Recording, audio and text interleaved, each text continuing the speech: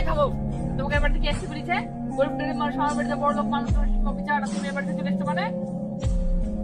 ভাই আপনি কি বলছেন? আমাদের ইসলামে তো এমনটা নেই, গরিব মানুষ বড় লোক সবাই আমরা একসাথে ইফতার করতে পারি। ভাই রাসূল সাল্লাল্লাহু আলাইহি সাল্লাম বলেছে যে বাড়ির আশেপাশে যদি প্রতিবেশী কেউ যদি আসে আপনার দরবারে, যদি ইফতার সব মিলে একসাথে না করে তাহলে আল্লাহ সে ইফতার কবুল করে না। সবাই মিলে একত্রে ইফতার করে ভালো। ঠিক আছে ভাই, আমার ভুল হয়ে গেছে, আসলে মাফ করে দেন, আসো ভাই বসে।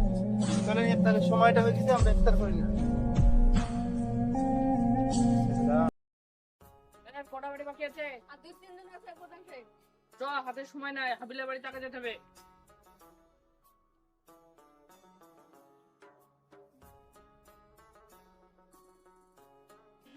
এইটা কি হাবিলের বাড়ি? হ্যাঁ প্রধান সাহেব।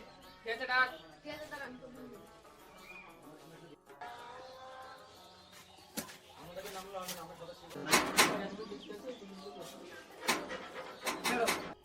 এই কেডা? প্রধান সাহেব ডাকছে, বাইরে এসো।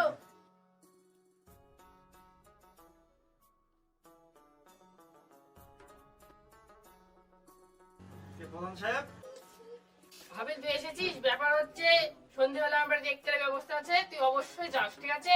এখন তোর কথা বলার সময় নেই, চল রিপন, আরো মানুষকে বলতে হবে।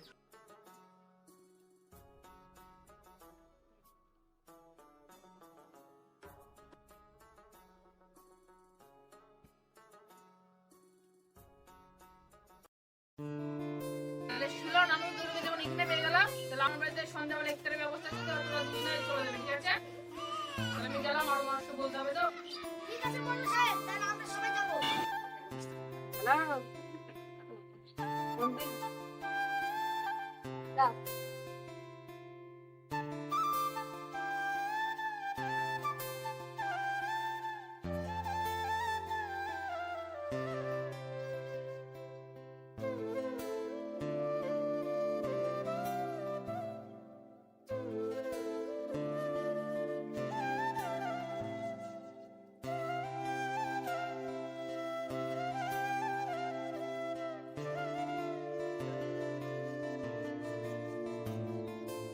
যাই ওখানে তাড়াতাড়ি যাই, না তো একটা টাইম তো হয়ে গেছে, শুরু হয়ে গেছে মনে হয়। আমি যাই তাড়াতাড়ি।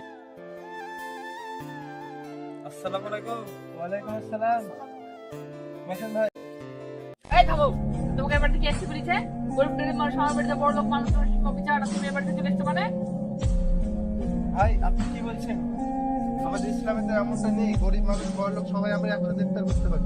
ভাই রাসূল সাল্লাল্লাহু আলাইহি সাল্লাম বলেছে যে বাড়ির আশেপাশে যদি প্রতিবেশী কেউ যদি আসে আপনার দরবারে, যদি ইফতার সব মিলে একসাথে না করে তাহলে আল্লাহ সে ইফতার কবুল করে না। সবাই মিলে একত্রে ইফতার করে ভালো। ঠিক আছে ভাই, আমার ভুল হয়ে গেছে, আসলে মাফ করে দেন, আসো ভাই বসে। চলেন ইফতারের সময়টা হয়ে গেছে, আমরা ইফতার করি না।